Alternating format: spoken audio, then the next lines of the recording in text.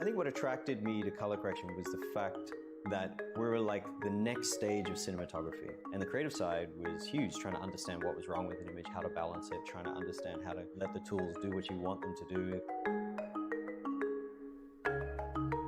Where else can the technology go? What else can we do? I'm very interested in trying to mold the image and create the best look possible. And whatever tools are out there, you want to try and latch onto them. I'm Eric Whipp, and this is my course on color correction.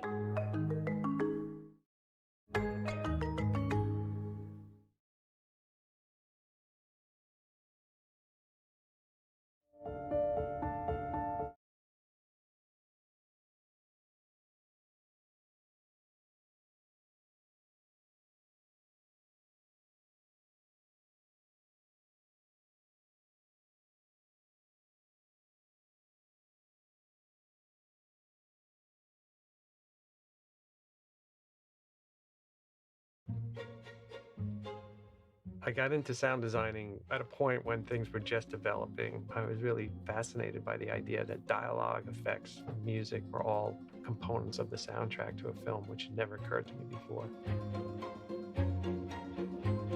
What gets me excited is coming up with sound ideas that do match picture, but also is not just the equivalent of what you're seeing on screen.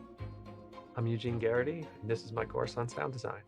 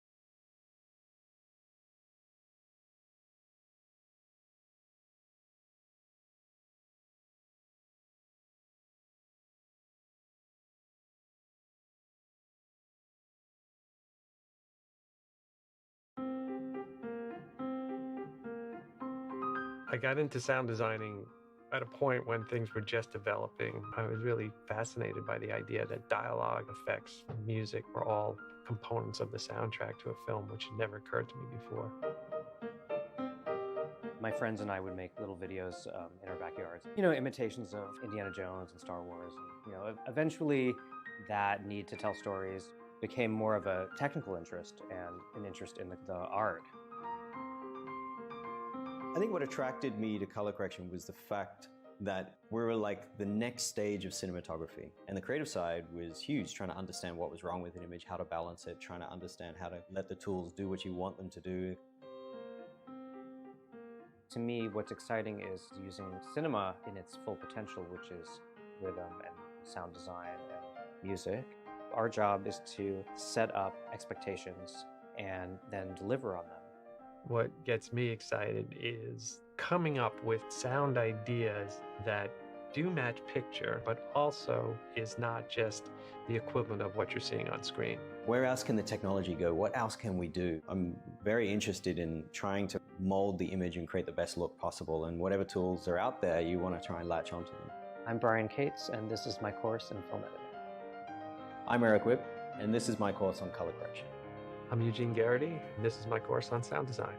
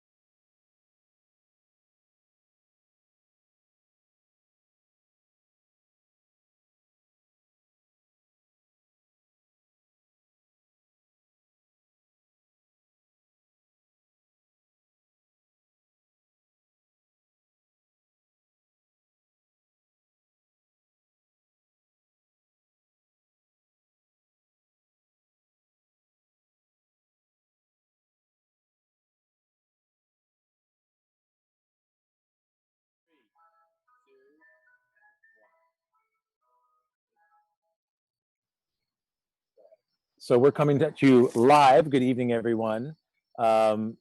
We had the ice cream man driving down the street.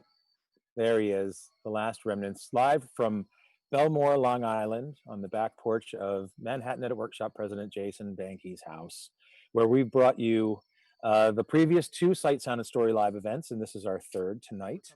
It's called Live from editor to producer. I'm sorry. Now, except the fact that I want ice cream, that's the only problem we're experiencing. No technical difficulties, but I wanted to welcome. My name is Josh. I'm the founder of Manhattan Edit Workshop. And as always, we love to do events like these to get away from the tech and technology of editing and really talk more about the creative decisions behind it, the idea of creating a career out of it. And, I hope that tonight's event will be a unique conversation that addresses that. And before we go into it, I would like to thank our sponsors, as always, Zeiss, OWC, Ace, and Shutterstock. And of course, Jason Banke, thank you for your home and the bug repellent. And Tristan Ledwidge and Janet Dalton over at the school, who are working the controls behind the curtain of Oz to make sure that everything is coming at you at the correct volume, the right aspect ratio. Any problems, there's a chat window for you over there. So let us know if you can't hear anything or see anything, and we'll try our best to fix it. There's always a couple bumps in the road. This is new for all of us, but I think we're getting the hang of it. So I think the last thing I wanted to say was that we will be taking questions toward the end of the discussion tonight. But if you have a question during our panel, please put it into the chat window with your name if you'd like to be identified, and I will be taking these questions and I will be passing them along to our group, and they will address them at the end in the last, couple minutes or 10 minutes or so of the panel. So I've spoken more than long enough. I'd like to get my toasted almond bar now. So I'm gonna tune out, and I'm going to introduce to you Sean Weiner, Deniese Davis, and I can't believe Daysha Broadway, whose name I couldn't see on the thing. So please introduce yourselves and have a great panel, guys. I'll see you in a little while. Great, thank you so much. So thanks so much for having us here. My name is Sean Weiner. I'll be moderating the event. I'm just quick background on me. I'm from a place called the Jacob Burns Film Center and work to support emerging and professional filmmakers. And am incredibly excited about this conversation that we'll be having today with Deniese and Daysha, who, if you guys could turn on your videos and your, oh, great, there's everybody. Hello, welcome. Hello. Hello, hey guys. I felt very alone there for a second. Everybody's videos turned off, and then suddenly I was like, are they all, is this a elaborate prank? No, but, Sean, we wanted you to have your moment, that's all. Appreciate it. This is you. I'm going to just kind of run through a bit of an introduction for both of our guests, and then we're kind of going to get into, we have some clips to look at from Insecure and from a Black Lady sketch show, and we'll talk a lot about process and things like that. But let me kind of run through who's with us. Daysha Broadway is a film and television editor who has over 10 years of experience working professionally in documentary, scripted and unscripted television. A Los Angeles native, Daysha obtained a master's in film editing from Dodge College of Film and Media Arts at Chapman University. Her credits include many TV shows, including Insecure, a Black Lady sketch show, 911, and the Lena Waithe produced 20s and Boomerang. In addition, she has contributed her talents to documentaries such as Light Girls for the OWN network and Surviving R. Kelly season 1 for Lifetime. Daysha has received 2 Emmy nominations for her editing on the A&E docu-series Born This Way. See, I was getting very monotonous, and then I just said something loudly, and it was like, whoa, suddenly I'm awake. Our other guest tonight, or today, depending on where you are, is Deniese Davis. She is a television and film producer who got her start in the industry as a line producer for indie low-budget projects, including music videos, short films, and digital content. In the web series realm, she is best known for producing Issa Rae's award-winning web series, The Misadventures of Awkward Black Girl. She is currently a supervising producer on the HBO critically acclaimed and Emmy-nominated comedy series Insecure, and a producer on Robin Thede Emmy-nominated HBO series, A Black Lady sketch show, both of which we'll talk about tonight. In addition to developing projects for Issa Rae Productions, she also serves as COO of the management company Color Creative, which provides access and opportunities for diverse and emerging writers. Originally from Las Vegas, Nevada, Deniese is an alum of CUNY Brooklyn College and the American Film Institute Conservatory. So welcome to both of you. I guess it was good to read your bios. That's one way to introduce you. I hope that's okay. It worked for me. It worked for me. I was sitting here in awe going, oh man, Daysha's done some stuff. Right? Okay. Yeah, and I did not know you were from Las Vegas. We learned a lot today already. Oh, all right. And I imagine our conversation will kind of go in all different directions, but you know, a lot of what I do is working with a diverse and inclusive kind of community of filmmakers and trying to change who's behind the camera and who's kind of changing what we're watching on our screen. So obviously, if we fall into those conversations, all the better. But I also am just incredibly excited about spending time just talking about your creative processes, how you know each other, and also kind of how producers and editors kind of interact as well, I think is always interesting. So I guess perhaps the dangerous first question, but maybe a good place to start, is understanding kind of how you both kind of came into the roles that you're in now. You know, how you wind up in producing and how you wound up in editing in that way. Yeah, I love that you called it a dangerous question. It's so dangerous. You said it's up. It could be a dangerously long answer, right? It could be like, and then we went. Yeah. Well, I don't know. Daysha, is your story more dangerous than mine? Who wants to go first? Um, yeah, I think mine might be. I think you should go first. Okay, that's fair. Well, mine, Yeah. unfortunately, maybe, or fortunately, mine is actually very short and sweet because producing is all I've ever done, which sounds very crazy to say because there's not a lot of people I meet who are just like who want to be producers coming out of film school, but I was that kid. So I went to undergrad at Brooklyn College, as you mentioned. I got my bachelor's in film, minored in TV radio. But I decided to go to school for film because I got into video production when I was in high school. So that was actually my first exposure, and the things that I learned first about production was editing and a little bit of like directing, producing through our high school video program. So led me to film school where I got a very general education in filmmaking, and then knew early on freshman year of college producing was like the thing, for me at least, and what I gravitated towards the most in terms of my interests and my passions. And so at the end of my 4 years, I decided to go to grad school specifically to learn more about producing. So that's how I ended up in LA, got into AFI where I got my master's in producing, was there for 2 years.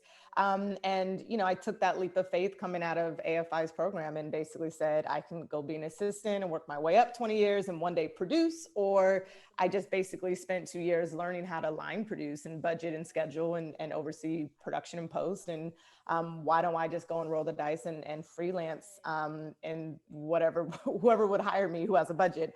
So that's what I did. And that's actually how I met Issa and started producing her web series. And I was a freelance producer for 3 or 4 years, working with several amazing different filmmakers, mostly in the low budget space. And I did that until Insecure came along. And so, the last 4 years of my life has been a different type of transition where, I am an executive now at a company and developing projects while producing. I no longer freelance, thank God.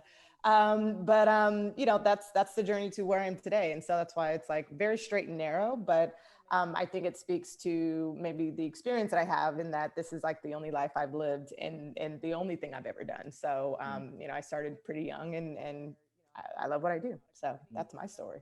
And what was the what is that made producing kind of like a good fit for you? What was it that sort of made you sort of switch to that pretty early on and stick with it? Yeah, it's funny because I had a taste of it in high school. Once I started getting context in terms of like an education of like actually what those jobs were in a career sense, I remember being like, oh, editing. Oh, yeah, that's what that was. Oh, people actually do this. Yeah, I don't want to. Writing, that's great. Yeah, I don't have the patience. Like it was like me basically crossing off what I realized I had already kind of experienced and being like, that was fun, but no, like I had it in my head as like, if I had to do something for the rest of my life, which one would I choose? And so I quickly checked off the boxes of the things that I had experimented with and was like, that's not for me. And the one thing about producing that really stuck with me was that it happened to encompass everything that I loved about the process. Like I was like, I get to be creative, I get to be a part of production, I get to be a part of posts and the marketing and, and kind of oversee the entire thing. And there's no touch point that I think a producer is not involved in, right? So to me, it felt like I didn't have to just choose one thing. I can choose to be a part of the whole thing. And that excited me. In addition to just feeling like personality wise, I just felt like, oh, this is a natural fit, in terms of, I hate to say there's no real skill set in producing, but it's a different type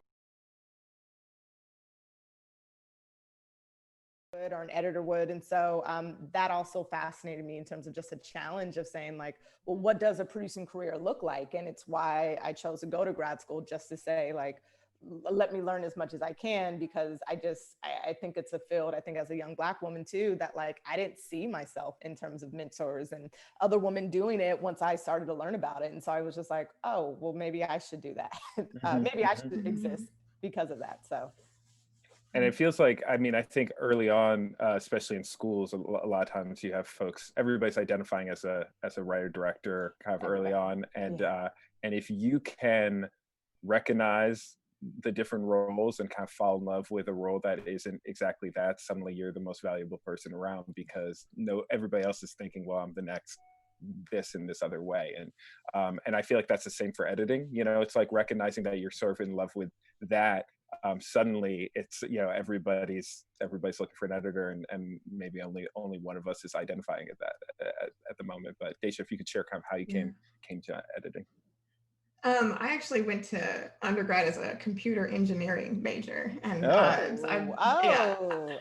so I've been a nerd since like day one. And I think like the first computer my mom bought me, I took apart and like tried to put it back together. So I thought that that's what I wanted to do. I thought I wanted to like delve more into that. So I went to undergrad for that, and then it was really just sort of pushing to the side the more creative spirit that I had, because I loved films. I loved television. I remember like Living Single changed my life, like when I was watching it and I like saw those women like doing this and like, and they were funny, and I had like not seen it done that way. And I was like, that would be really great. But then I thought I would just do the more practical thing, which I thought would, make me more money and get me out of my current situation. So I went for like computer engineering. And then I met people in school that totally changed my mind. It's different when you are around, more like-minded people. And I was taking like film classes, but it was very general. Like Deniese said, it was just, film theory, no practical application. And if you ask my mom, a waste of money. But I had a great time, and I had come to understand what it was that I really wanted to do. But then was still too scared to do it. I knew it was editing too. I knew in undergrad, I was like, it was a good mix of the technical and the creative that I was really interested in. And then, I took a year off after undergrad. I worked at my godmother's like paralegal firm, loved it. And then, then I decided, I was like, okay, I'm gonna actually go for this. And if I go for this, there's no looking back. It has to be a straight road. It has to be a focus on this, and it has to be a focus on editing, because like producing honestly is like wild. So much to fun. me. Come on. It is wild. I could do that for 10 minutes and be like, okay, cool. Pass this right back to Deniese, pass this back to Robin, pass it to Issa. No, but it's like, it's really, I thought it was really great. I actually liked the, like 3 or 4 times that I was directing a short, and I was like, this is great, but it wasn't the passion. I liked being the last writer of the script. So went to that, did undergrad, very did grad school, very unconventionally got my first job by actually applying for it. And this industry is kind of unheard of, but I ended up assistant editing in reality TV at that point, and getting bumped up to editor 2 years later, and then just had like steamrolled into all these like editing gigs at this company. And then decided, like I said, I was watching Insecure and decided that I had to stop doing that. I had to work on Insecure one day. So if I'm going to work on Insecure one day, I have to get out of this situation and start making those steps to get there. So that's how I got to where I am. It sounds like, one of the things, and I think this is often true when you're hearing reflections from folks who are kind of working on shows or working in films that you're kind of excited about and you'd love to work on that, on that show, is a moment where you sort of say to yourself, like, if I'm going to do this, or if I'm going to get to that, I can't kind of take this traditional route.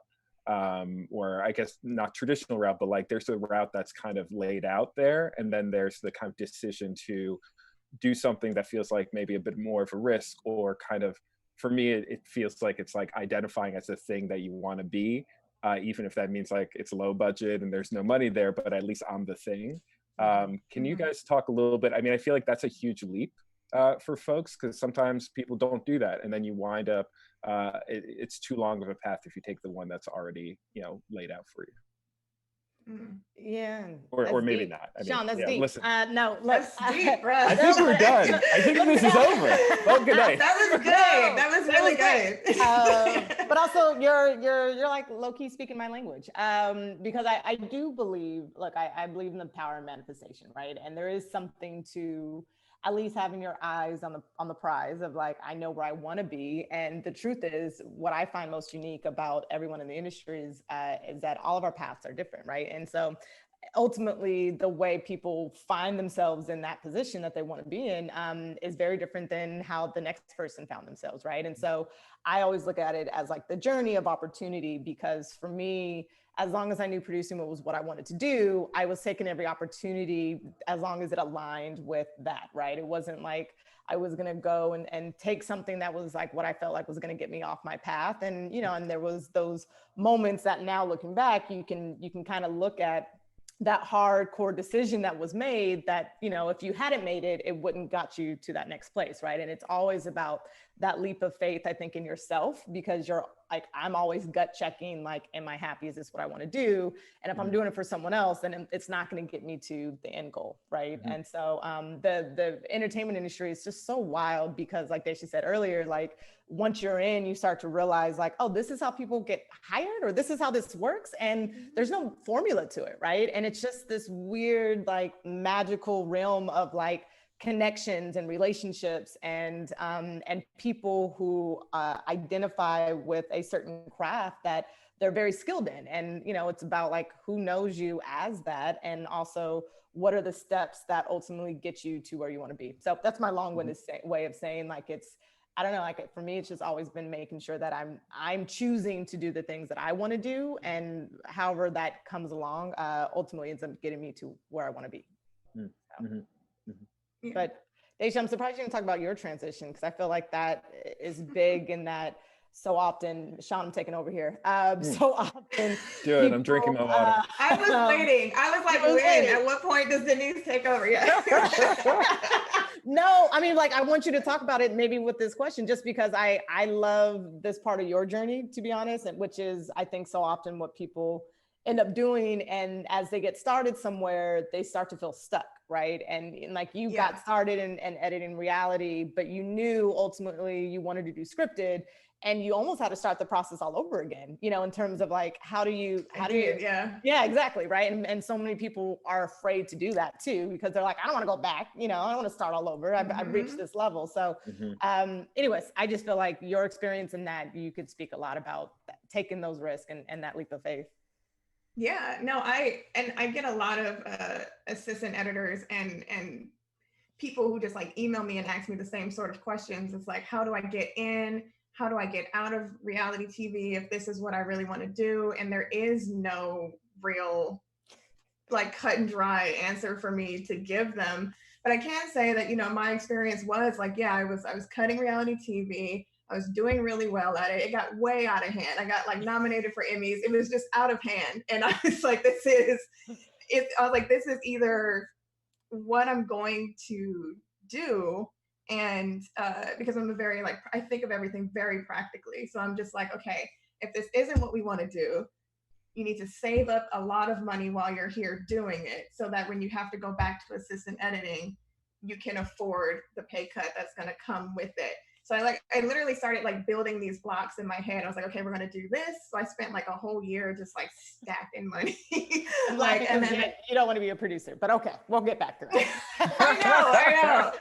I didn't say I wouldn't be good at it. I'm just saying I could do it for 10 minutes and be like, I have a headache. But no, like, yeah. So I was like, I'm going to do that. And then I knew, like Deniese said, it was a world of like who you know once you get past a certain like threshold. And then so I was like, okay, so I need to know more people. And I remember talking to my best friend as we were watching Insecure, and I was like, you know what it is? It's like I just need to sit down in front of someone and explain to them why I'm the one for this, because my reality TV resume might not tell them that. And so I need to be in people's faces. And so that's what I just sort of like set out to do after that. I was like, okay, now I'm just going to talk to as many people as possible, figure out how to talk to those people. You know, I was going to network events, collecting emails, finding anyone I knew.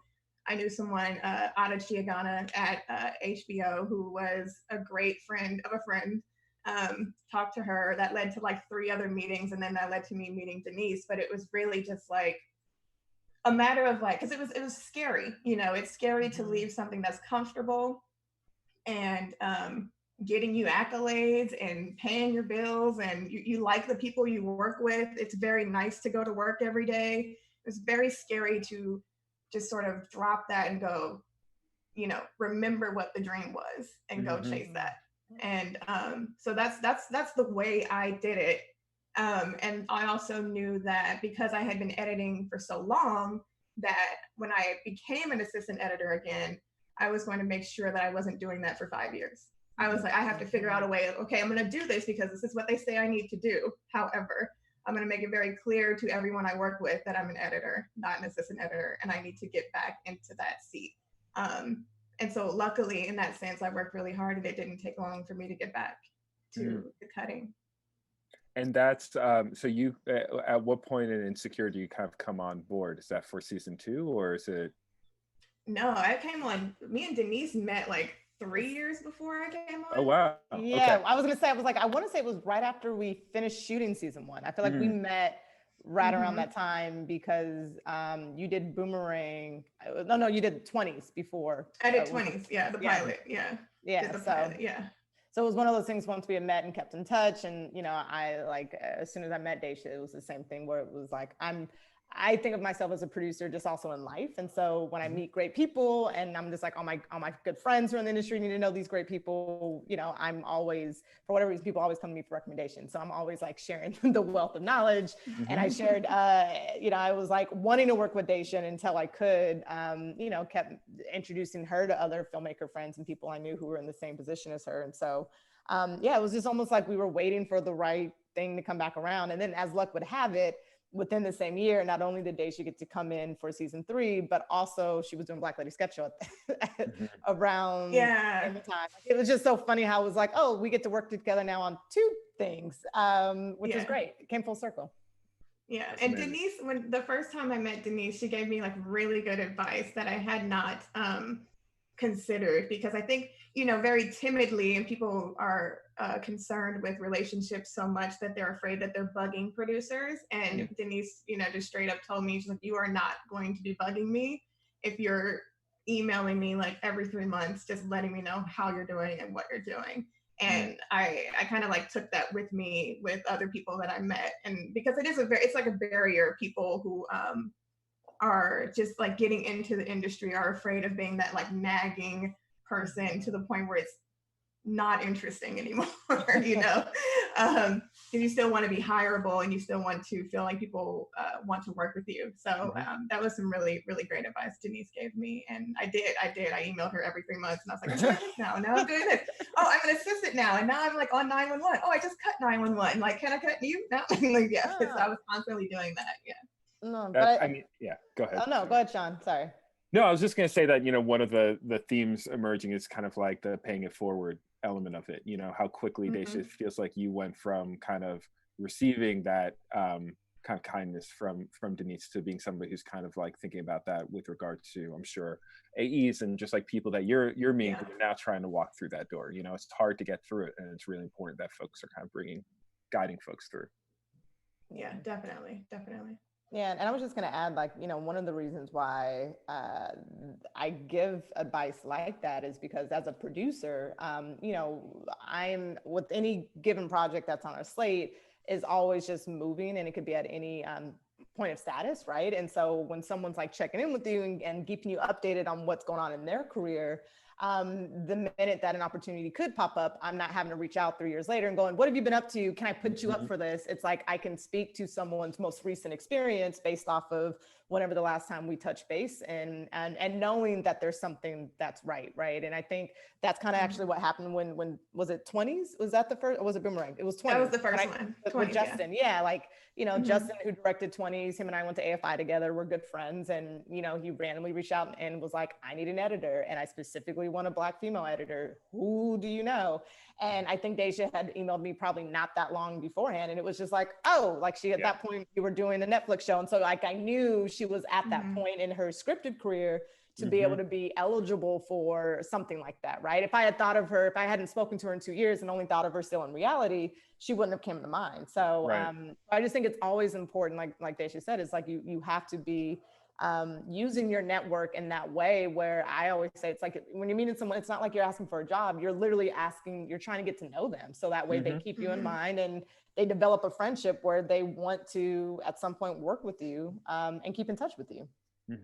And that's like that's where obviously if you're the person doing the emailing, you think that you're being a pest or you think that you're emailing too often. But the reality is that, and it feels like this is a big part of this industry, is that if you can make something just a little bit easier for somebody else, it positions you in a really good spot, right? It's like you're looking for a place where the connections aren't happening.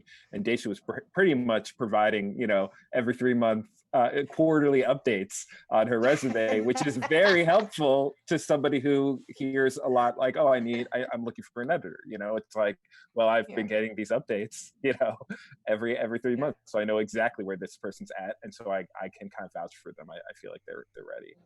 Okay, we have to look at clips. I feel like when we get to the questions, it's just going to be a whole bunch of like, why are they not showing clips yet?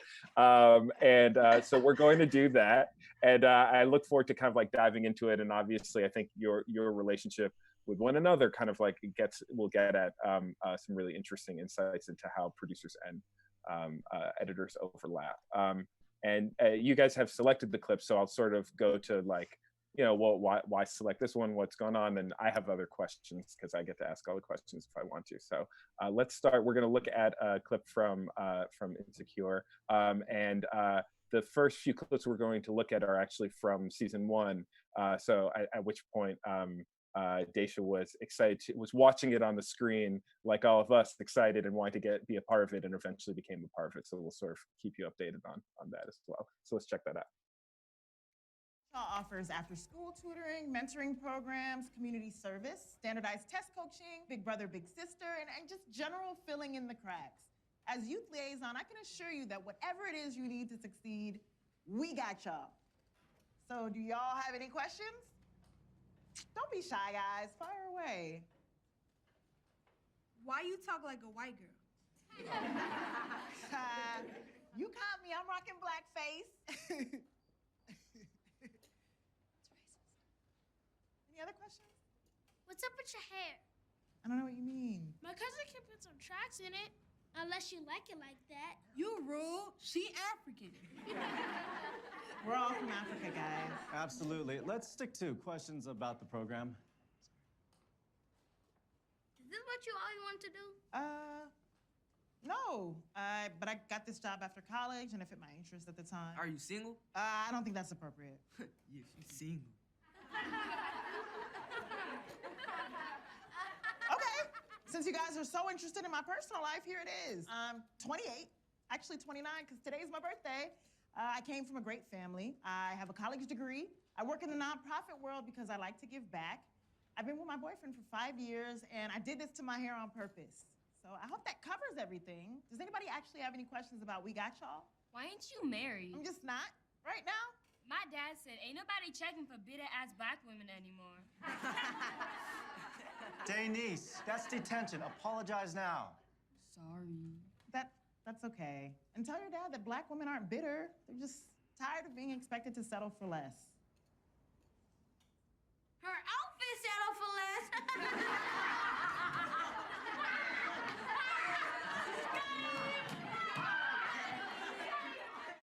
Angry or unbecoming. Okay, hey everyone. We are back. This is me sort of pretending like I'm a host. So we are back from that commercial break, from that clip break. So can we talk a little bit about why this clip was selected? And I've got some questions, but I'm sure you guys have reasons for sharing it. Yeah. Sorry. What were the first couple clips? Just so I don't know. Oh, I'm sorry. So we just looked at Issa in the classroom.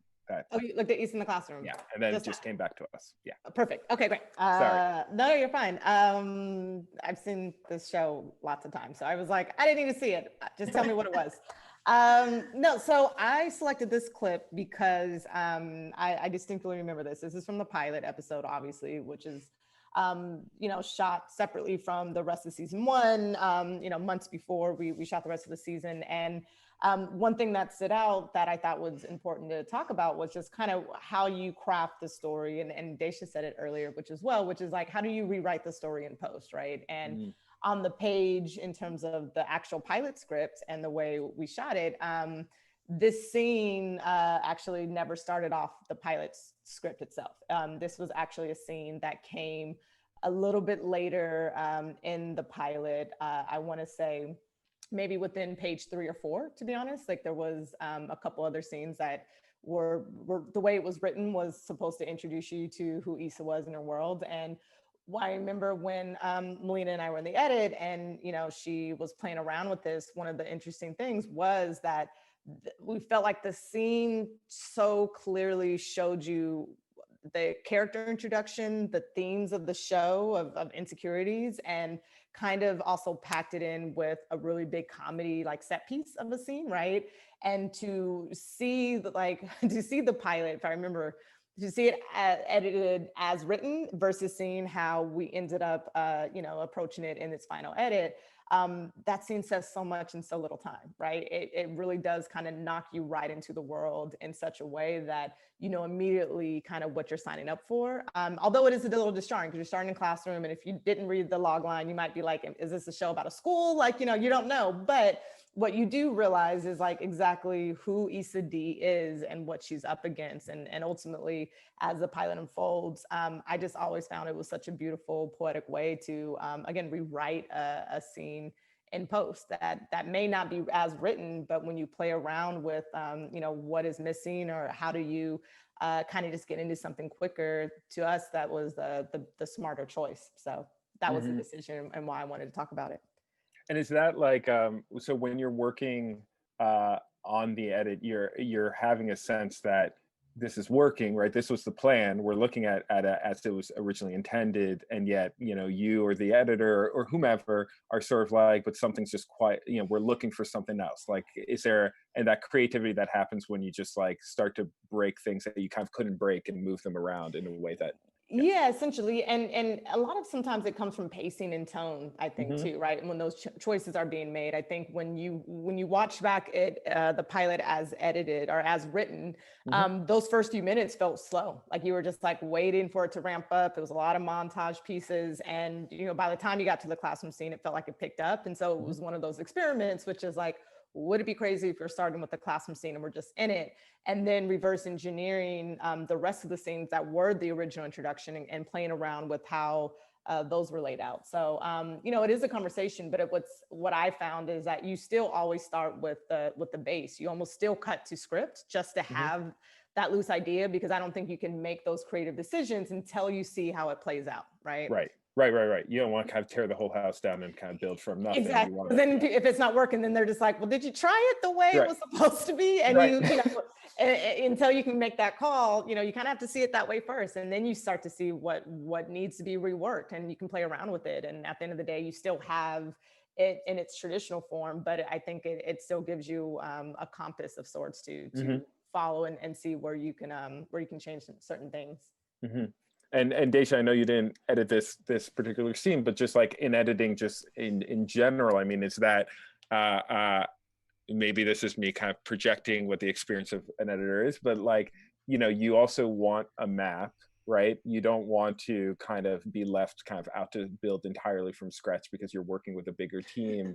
And so it's like, you have to be able to say, well, we all agreed on blank, and then kind of adjust from there and kind of make your cases as to like why don't we try this, as opposed to, you know, them seeing something entirely new. Is that I guess I'm sort of suggesting, like, is that kind of like a common, or kind of what puts you or positions you in a place where you're able to make creative suggestions, but you're also able to kind of maintain a good relationship with the team, the larger team? Oh yeah. No, I think it's very different from, you know, reality to scripted, because in reality I am just creating the whole thing myself. Right. Yeah. And then so that was a huge difference too, like going from one thing to the next, because in scripted originally the script is like the holy grail. I'm not gonna you know, chop it up too much until it gets to the point where we're like, okay, I have some ideas, you know. But yeah, originally it's the base. It's what we, you know, what I read before I came on. It's what I envisioned before I start cutting. It's what, you know, the director envisioned, the producers, the writers, everyone. So try to give them that. And, you know, sometimes you'll be cutting it and you'll be like, okay, this is every word in the script, but it's a little too long. and this scene can come down. It can pick up the pace a little bit. It gets, especially in comedy, I'm like, oh, this would be funnier if if she just didn't say this, if it went straight to this reaction instead and no one said anything. So there's moments like that where you have those ideas, but I definitely don't, I keep them in my pocket until that time arrives. Yeah. I was gonna say, I love nothing more than when you go in and you watch something as an editor, like strung it out and put it together, and then you're just like, God, something's not working. And they go, yeah, I realize that. So I actually went and took the liberty of trying, and then you're like, and you watch and you're like, you're brilliant. Oh. It's like great editors wait for that moment that they can look like they're the heroes. And they're just threw that in real quick. You know what? I had an idea. I usually have I'll cut a scene and then I'll have a bin of other ways that I cut that scene. And then, so when someone's like, it's really weird that she does this, and I just go, there it is. Look at that. Yeah, but it's definitely a moment of did that, here to save the day. That's what we do. I do want to talk a little bit about just comedy in general, but before that, one thought is, obviously what's on the page, and when you're reading the script, I mean, it's a different medium, right? Even if it's kind of text saying what the filmic experience is going to be like, it's still words on a page. And obviously when you go through production, you're so close to it and you're kind of thinking, yeah, that was a great take, we got it. But those decisions, I mean, that's why an editor's nowhere doesn't need to be anywhere near a set, because that's more oh, I actually felt good in this moment. I'm not exhausted, so I think that was great. It's not necessarily based on what actually appears in the video.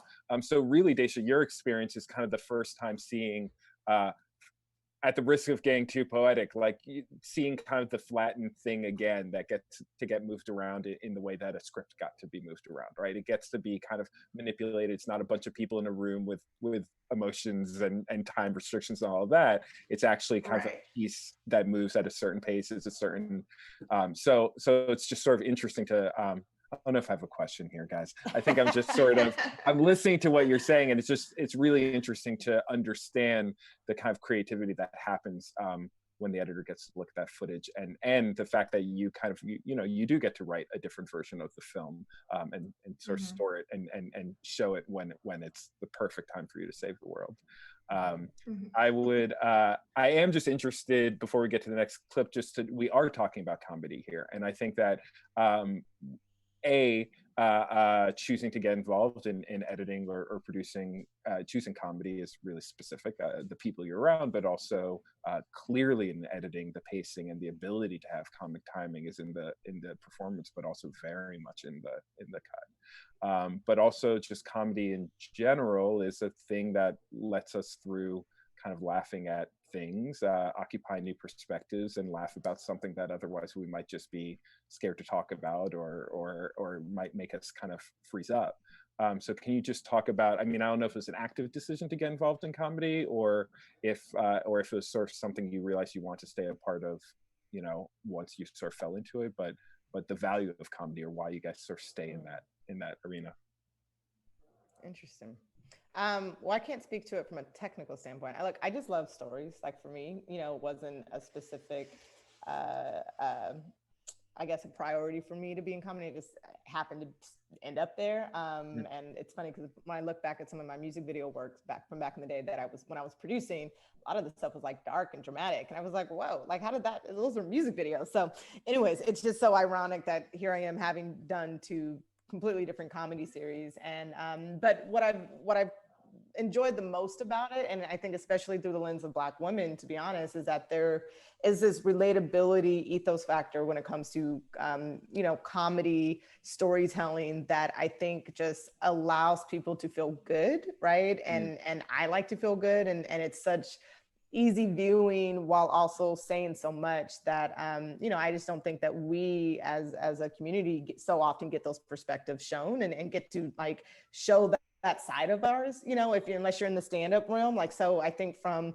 pushing the medium of what does it mean, even for a show like Insecure, you kind of look at it as a dramedy in a way too. It's not, it really did kind of redefine another version of what a half-hour series could look like. And it's shown now in the DNA all of these other comedy-led performer shows, right? The Fleabags, Atlanta's, Rami, Master of None. Like you started to see this new type of comedy, to be honest. And what I do miss, I'm not gonna lie, is that I miss the old sitcoms. Like I could still sit here and watch and binge Cheers or binge Fresh Prince, and you see how the rhythm is just so different. It's so unique, you know. I almost feel like I'm watching a live play with these performers and just like zinging them out. Whereas like when we do something like Insecure, we're so specific about every little detail that it's like we're making art, you know, like everything matters. So all that to be said, it's a long way of me saying like I didn't choose comedy, comedy just chose me. So there's that.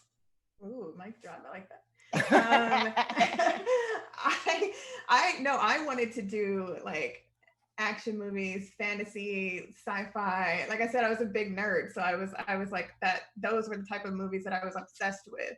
But then there was always movies that were being made about my community that I was also obsessed with. Like I was obsessed with Set It Off and Poetic Justice, and I was like that would be really cool. And then, like I said, I loved Living Single. I loved seeing Black women be funny. Because I was also just the goofiest person. And I think that I went, because I started off in sort of a realm where we have to cut every type of scene. Like, you know, we're cutting a reality show and you have to really cut this. You have to make something really dramatic that probably wasn't really dramatic. And then you have to like make someone funny who probably isn't really funny. And so you end up testing out a lot. Even on 911, you know, you would cut a scene that's like this really big action scene, and then the next scene is everyone joking around a table and it's supposed to be funny. So I think that I got like a feel of how to cut a lot of different things very early, like right away. But I like to think that I have a pretty good sense of humor, and I think it shows in my editing, and I think I like know what's funny to me, and so it kind of informs the editing. And I know every time I like start on something that's a comedy, I'm gonna be a little more entertained in my job. I'm gonna have more fun doing it. I'm gonna enjoy it because it's making me laugh. I get to make other people laugh, you know, versus cutting a very like heavy documentary where I'm in there like actually just sad all day because of what I'm watching. You know, it's I like it a lot because it definitely, you know, sort of structures my day in a positive way. I mean, it's interesting. One of the things that I sort of pick up from what you guys are saying also is this idea of, well, I guess I'm just sort of thinking about representation and how in really any marginalized community or community that wasn't represented in film nearly enough, you often saw what became almost tropes of like kind of tragedy or hard stories always. And it was kind of like and I know specifically I work with quite a few queer filmmakers who are kind of like, I'm not going to tell a coming out story. I'm not going to tell the story of a avoided hate crime or the experience of a hate crime. It's like I've seen that so much, and that felt like all of our cinema. So don't I get the opportunity to tell just a great story where it just so happens that this is who this person is, or these details are there, but let's just kind of like have a joyous story. Let's have a comedy. Let's expand this representation to be a myriad of experiences, just like any other thing that we've experienced in life, instead of sort of saying, you know, a certain community only gets to have these 3 stories told about them. And I just feel like comedy is like it's sort of double-edged in that way, because it gives us the opportunity to laugh and just focus on things that and enjoy sort of the good stuff in that way. But also, you know, as somebody who like works for a nonprofit, like I watch Insecure and I'm like, it's just like there's so many things that are so perfect and would be so hard to say directly, and yet it's sort of being called out there, and it's actually giving the opportunity for an audience member who might have been in the other shoes of the character who's being critiqued to kind of see that from the outside and see themselves from the outside. And sometimes that's a really nice way to learn, instead of having to have a direct engagement that's a little harder. Like sometimes you can catch on there and say, maybe I'll change a little bit. Maybe I should say that. And that's also great. And then the other thing I'll mention is that just talking about the sitcoms, Deniese, like the idea, I feel like once we get to talking about sketches, we're going to kind of go back to that idea of like realism and filming things that are kind of nuanced and realistic in certain ways, and then what sketch gives you, where it kind of gets back to things that are a little bit more formulaic, but also gets a wild in their own way. But with that, we should look at another clip, and I'm going to move faster with clips from here on out. That's the deal. That's the deal I'm making with myself. So we're going to check out the clip for from Insecure, Issa in the office. My boss founded a nonprofit to help kids from the hood, but she didn't hire anybody from the hood. I'm torn between the Booker T method and the Du Bois method. What would James Baldwin say is most beneficial for people of color? In 2016? I've been here 5 years and they think I'm the token with all the answers. Let's just ask Issa. Issa, what's on fleek? I don't know what that means. I know what that shit means. But being aggressively passive is what I do best. I used to keep a journal to vent. Now I just write raps. Angry or unbecoming. We are back. So that was just a clip of Issa in the office, which is, unlike the previous one, sort of introduces voiceover as a technique as well. But Deniese, if you want to talk about why you selected that one. Yeah, so I selected this because this scene is also at the top half of the pilot and getting you introduced to Issa's world. And one of the things I love most about this scene when you watch it, especially isolated, is that you realize that in another version, you can go right into like the talking mediums and going straight into seeing her boss and Issa and just doing, these back and forth conversations. But what we did was actually come in and still establish the world and the space to introduce you to who this boss was. So you're getting so much more from the story, not just from the dialogue, right? But actually seeing what's in the space and seeing this, absurd photo of her and Obama and the Beyonce poster and this, and, you within, I don't know, what is that clip, 30 seconds or less, like you immediately know who her boss is, right? You know exactly what type of woman she is, what she likes, and what Issa's up against. And then you have Issa's voiceover and the line of dialogue. And there's just these layers, I think, of storytelling visually that people forget of, showing how much you could show beyond what's written in dialogue, right? So that way you're really front loading the scene, especially, again, this is a pilot episode, so you're introducing an audience to these people for the very first time. So how do you give them as much information as possible in such a short amount of time, from knowing that the scene itself is only going to be this big in the longer context of the pilot? So that's what I love about it, because when I watch back, I'm just like, oh wow, we shot the hell out of that office, because there's so much B-roll to use, and halfway through the scene in the voiceover, you finally are actually in that moment with them, and it's just like a quick cut of this and this, but before that, it's all these shots of establishing her space. So that's why I chose that. Yeah, and you point to a really interesting thing, which is how do you, the amount of work that a pilot has to do, right? Whereas like later, consequential episodes, you sort of know the world, so you can kind of not focus on those things. But how do we kind of get dropped into this world, but get introduced to enough elements that we can extrapolate and kind of catch up with it? So, I mean, I guess to you, Daysha, like thinking about, it sounds like editors often also are kind of like, you can do a lot in shorter stints than you might realize. It seems like a lot of, so in this example, there's a lot happening quite quickly, or a scene can be, I guess it's the idea of like things feeling kind of slice of life and like very, I don't know if vignette is the right word, but basically like we can see a very short moment and move on to another scene. And then suddenly there was a whole day that might have passed between those two cuts. And so we start to get a sense of like, there is a larger life here. This is just what we're experiencing of this full day.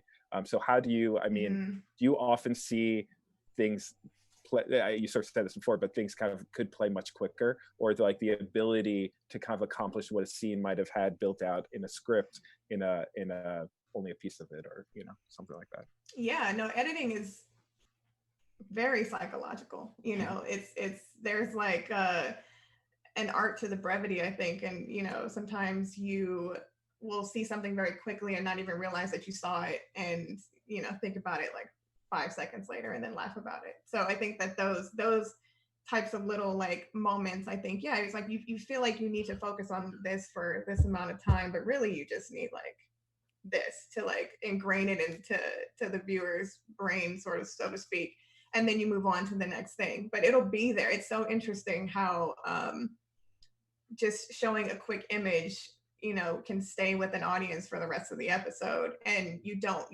feel like you need more, but you don't. You really, really don't. And oftentimes too, that limitation sort of makes you more creative, and it's like, okay, I only have, this is going to be a 30-second scene. I need to figure out a creative way to get all of these story points into it. And the more creative you are, the better, better it is, the better the art is, I think, at the end of the day. And that, I mean, the idea of the length of, I mean, how much is I guess it doesn't matter as much with something on HBO, but like, how much is the length of the episode kind of dictating anything for you? I mean, are you kind of seeing that this is actually longer than was originally intended, and then suddenly it's like, where can you start to make some of those decisions, or what's that balance? Originally, no. Originally, I don't think about it at all. And I just try to create the best scenes possible, and make them feel right and flow together, and make the whole episode sort of flow together. And then if it becomes an issue of like time, we need to get this down like 2 minutes or something like that, then I'll start to like look at like, do we have all the air out? Do we have like everything we need to get? Are we moving quickly enough through this moment to get to the point of the scene? That's when you start to sort of backtrack. And you might end up doing that anyway, like without the issue of time, just because you want to make sure it, like I said, flows the best way possible. So yeah, I think originally, editor's cut, I just try to get everything in that was intended, but also just make sure the pacing and the tone and everything is correct and feels good. And then we can think about time. I don't really think about it up front. And to get like really kind of nerdy about your process, like even in the editor's cut, even early on, if you have a sense that there's a scene that actually could work as just a portion of it, I mean, you'll work that in. You'll sort of, I know oftentimes with editing, it's like your instincts, right? Your first impression is really important, because then you start seeing the footage again and again, and it kind of dulls the impact of it. So you're trying to remember, what was it like? Like, you might have laughed at something that might not have been intentionally funny on the page, but somehow something happened there and we want to use it. So what's your process? Sort of, you're looking or aware of those things, or kind of open to those moments? Yeah, because I look at everything. I look at absolutely everything. There was a scene in my episode of Insecure where Issa was making phone calls, and everything was hilarious. And I was like, that's problematic, because now I need to make a decision. And so I will sometimes do this where I just like string out everything that I think is hilarious, and then just play it over and over and over again. Play it over and over again. I'm like, okay, which one am I still laughing at? Like this whole time around. And then that's the one that I usually use. But then keeping it like, marking and keeping in mind, like, these were also great. This was also funny. This one felt different because of X, Y, Z. There's a different intention with this line read. It might also be funny in this situation. So yeah, I mean, there's definitely like, it's like you see the footage, you get the dailies, you're like, oh, great, this is great. Thank God they got this coverage. They got this. But yeah, then you're just, it's picking and choosing and trying to figure out what's going to serve the story in the best way. It's like, I mean, the power in that's so kind of incredible, to be like the first the first audience member of the project, and to kind of be able to look at 5 different jokes and be like, that's the one I like. I mean, that's quite influential on what winds up being in the piece. So, and not always. Not always, yeah. Well, and I was gonna say, what I found about this part of the process the most interesting is because most people don't realize in the context of like television, or what finally gets to air, is that like the various cuts that are made, right? So the very first cut you ever see will be the editor's cut. So they'll be the first one who actually puts the episodes together, and that's what only gets sent to the producers, right? But then normally we're on set, we don't have time to watch the editor's cut until later, but we'll watch it usually very close to when we get the director's cut, because they come so close together.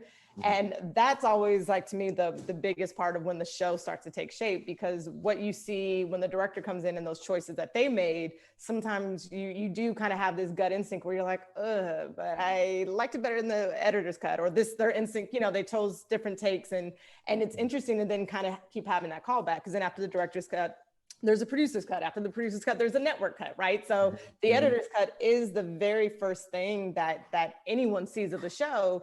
And it almost does, like, if you do it right, it is like the base that you kind of call back on. And some things kind of remain untouched, to be honest, once you get farther down the road, because you've always will have that callback where you're like, oh, but in the editor's cut, we had that scene and I think this felt right. Or when we omitted this, I realized now when I got to the producer's cut, it's too long, or I don't miss that scene that we left on the table. So anyways, just the process of how it continues to go along. To me, the editor's cut is always my favorite because it is, like you said, that first introduction to the episode that didn't exist before. And then the iterations that go along the way, it's so hard to discern them sometimes because they will change a lot. Sure. And yeah, I mean, it's just sort of, yeah, it's that first impression, which is really, I mean, it's really interesting to think about how multiple first impressions wind up kind of existing over the process. And there's no way you're going to forget the first time you saw it all put together. And so there's a lot in that.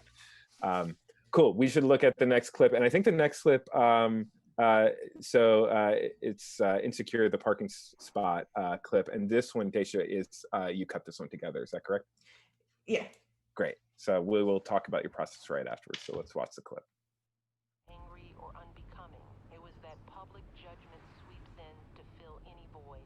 If you don't get out there and define yourself, you'll be quickly and inaccurately defined by others. Oh shit.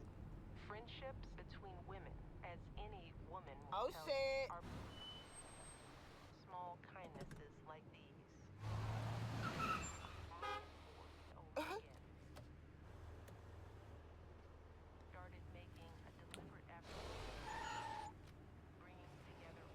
I'm going. Okay.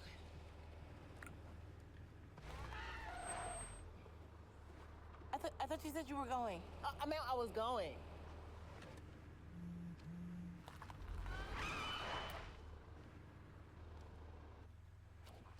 I'm gonna just circle around the block one more time. Michelle ain't become yet. Okay. Bringing together old friends and new. Okay. Hey everyone, we are back. I think my favorite moment in that clip is this that happens. The 1 minute, just that, because it's a moment where you do something that you actually like. This is such a like kind of non-aggressive thing to do, but you're feeling so much frustration. It's like one of the things that you would do, and then you'd be like, cool, nobody is catching what I'm feeling right now. It's like, no, we are so clearly catching what you're feeling. But it's a very quick scene, but to me, it almost like it plays so clearly, almost like a sketch. It's like it's a full experience. And there's also, I mean, from a producing standpoint, but also from an editing standpoint, so many moving parts. I mean, literally moving cars.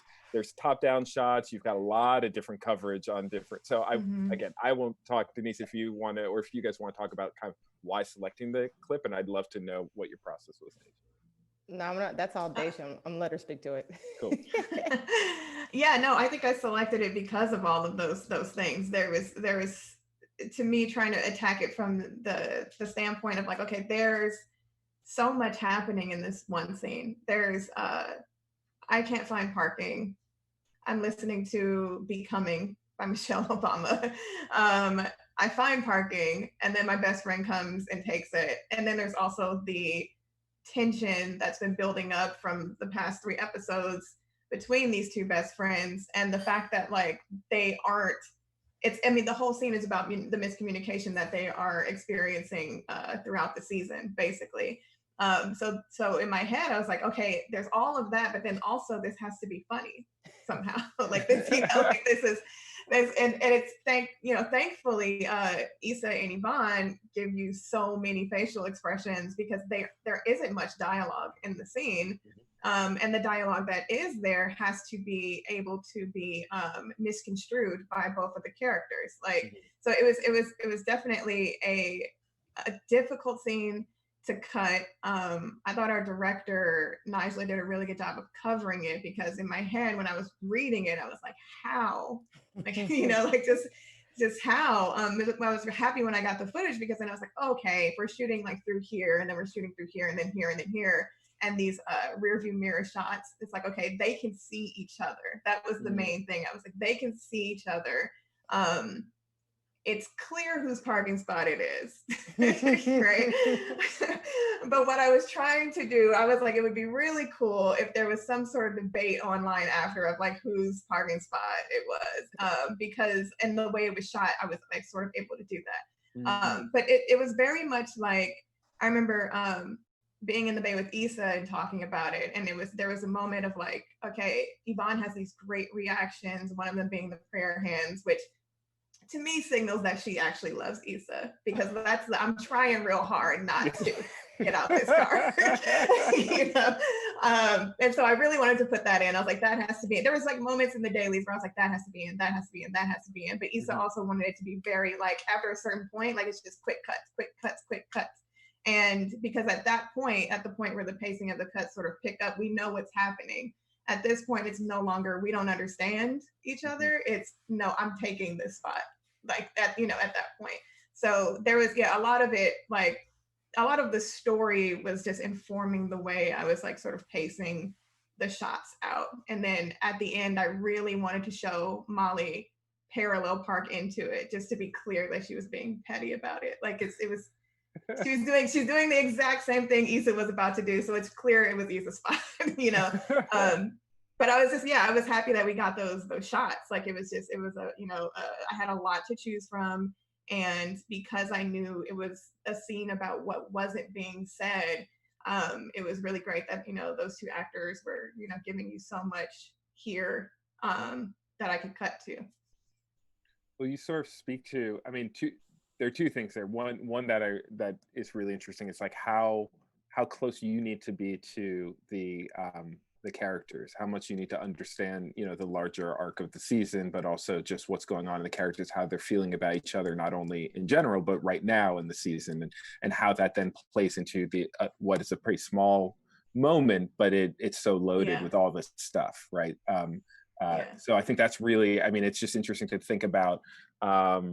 You know, just a sort of expansive thinking that everybody creatively involved in a project needs to be a part of, but how the editor thinks about that. And I guess the other piece that you mentioned was just reading it on the page. And it's like, you're not the cinematographer, you're not necessarily deciding the shots, but you know what shots you need. Like or you know what you want, exactly. And how that kind of process works, where you sort of have a sense of what you're hoping to see on the other side of it. And I actually drew this out as I was reading the script. I like took a piece of paper and I was like, okay, so then her car, and then she's gonna parallel into it. Oh, and then she's gonna, I was like, oh, okay. And so I was like, okay, I hope they get this. I hope they get this. You know, you kind of just sort of hope, but it's not up to me at that point. So I was just like, And I guess when you're sort of talking about like the rear view mirror shots, it's also that sometimes there's, you know, the added coverage, or what, you know, hopefully it's a team sport. And even though you're not there on set, hopefully they're also thinking, well, this is a pretty tricky scene. Why don't we get a little extra stuff here and there, because that might help. And I mean, sometimes those conversations do happen early when there's a complicated scene, and just in terms of talking to the editor and the director or the producers, making sure that our plan feels right to the editor and that we're not missing something, right? Because like, especially in a scene like that, like, can you imagine the undertaking of having to go back and pick up a shot? Like, it's almost like, we got to get everything we need. And I always think about, to your point, Daysha, of like just the different ways it was covered. It's just like, you try to tell that same scene in a wide, in a couple, like, it's just, it doesn't feel the same, right? Like, it's like you need the little beats and the different POVs really in order to craft the story in the way it's supposed to be told. And that was not an easy scene to shoot, like at all. I remember distinctly the day we shot that, because it was time consuming, and people forget all the layers in production with stunts and stunt drivers, and like, you know, and when the actors can actually drive versus when someone else is driving that you don't see. And so it takes a long time. And again, it's just like, you have to get everything in the can. So that way your editors not mad at you later. And also, I mean, I think we also see it. We see a scene like that. It's like, it feels so tame in the way that like, it's just two cars like barely moving. But I mean, it requires the amount of work kind of is exponential there, just the minute there's moving vehicles. So great. So I'm going to keep us moving along because we're at 60 minutes. So we're going to go into the opening from Insecure, and then we'll talk about that quickly after. It's a pretty short clip.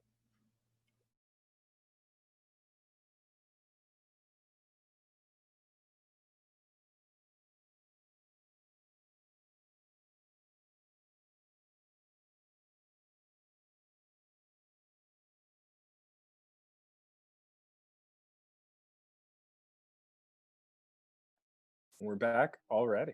I went to drink my water and then I was like, oh no! But we're here. Denise, can you talk about why this was a sequence you wanted to share with us? Yeah, so I wanted to show this. This is, again, from the pilot, just because I love the pilot. This is the very first opening images of the show, of the show Insecure period, right? And this was not in the script. And this was something that we felt like we really wanted to do to immediately put the audience in a sense of like place and location.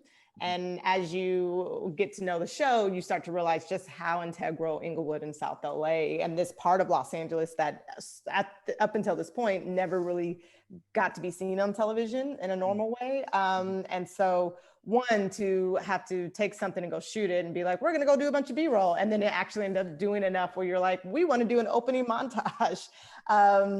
We put it in. And then what's also cool is I know, I'm sorry guys that there was no music in that. There is obviously music to that montage, but for the purposes of licensing, we had to pull it out. But on the on-air version, it's the Kendrick Lamar song, but I did also distinctly remember being in post on the pilot, and we went through quite a few different tracks actually to figure out what was the right song that packed the right punch when seeing these images that again put you right into the sense of time and place. And that was super important because as you'll see throughout the series itself, we do a callback to this type of filmmaking or this type of imagery time and time again, right? Like it is almost a staple of what makes Insecure so different than another show, which is like showing these pops of our community and as is. And to me, it also makes the authenticity and the relatability of our characters and their conflicts that much more real, because you almost feel like these people actually exist in these neighborhoods. And,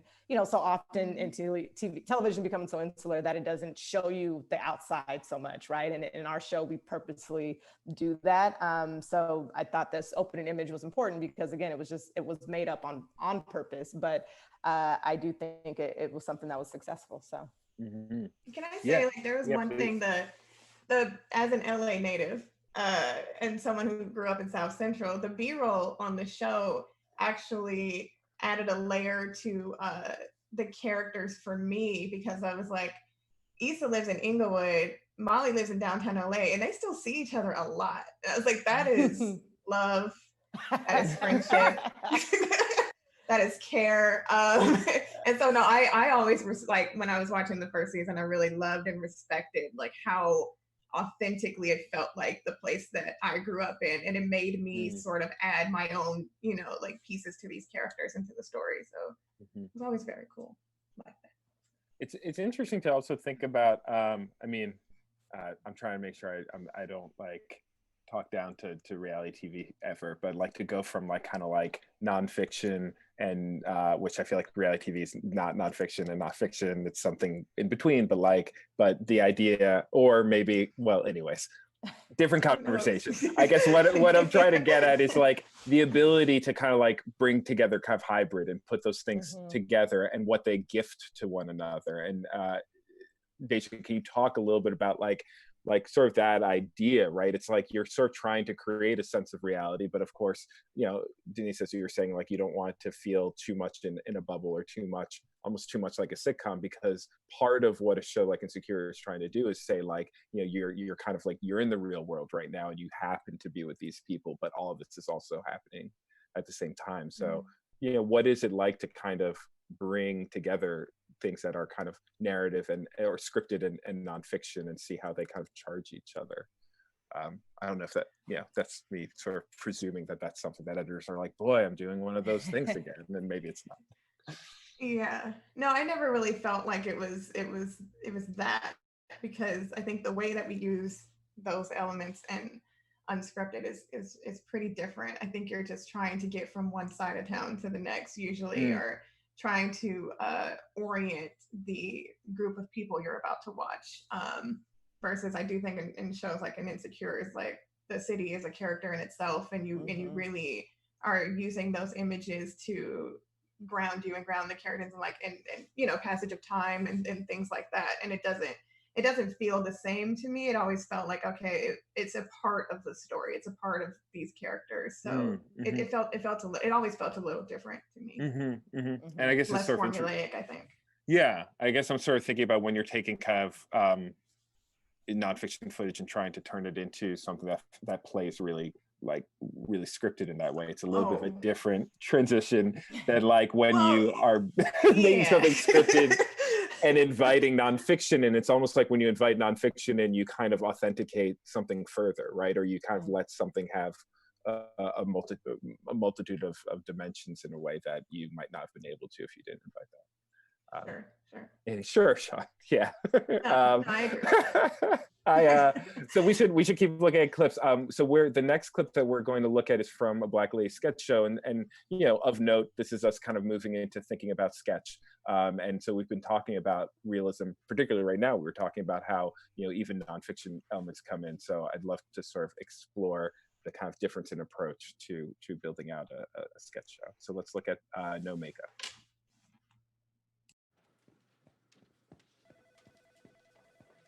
Hey, girl. 9:57 a.m. Again, Shayla.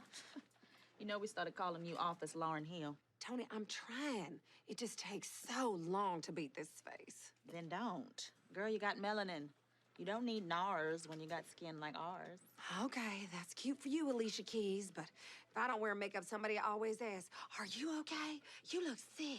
Oh, come on, it's not that serious. It is that serious. Okay, last time I did not wear makeup. I got pulled into being a zombie on The Walking Dead. Of course, I did make $500, but it hurt my feelings. Did you get to meet Rick? That's cool. No, that is not cool, okay? I don't want people thinking I look like death. Oh, well, it's better than looking unemployed. Ooh, Shayla about to get that job. Look who's here before 9 a.m. Well, goddamn. Are you okay? Who did this to you? Yeah, I'm fine. I just don't have makeup on, okay? I told you. I knew you would do this. Oh, but I didn't know. How could I have known? Who would have known? Oh, it was unknowable. Well, at least I saved an hour getting ready. Besides, customers can't see me through the phone. Who cares? Millstone Coffee Company. How can I brew up an answer for you? Sure, let me place you on a brief hold. Girl, you ever steal coffee? I do. Okay, your shipment is on its way. Oh, talk to you later, percolator. Oh, goddamn, Shayla. You look like you just walked out of an ICU. Okay, now see, that's just how you see me. This is just my natural face. Then you explain how that natural IV's hanging out of your natural arm. There's no IV. Now, shh. I'm trying to do my work. I suggest you do the same.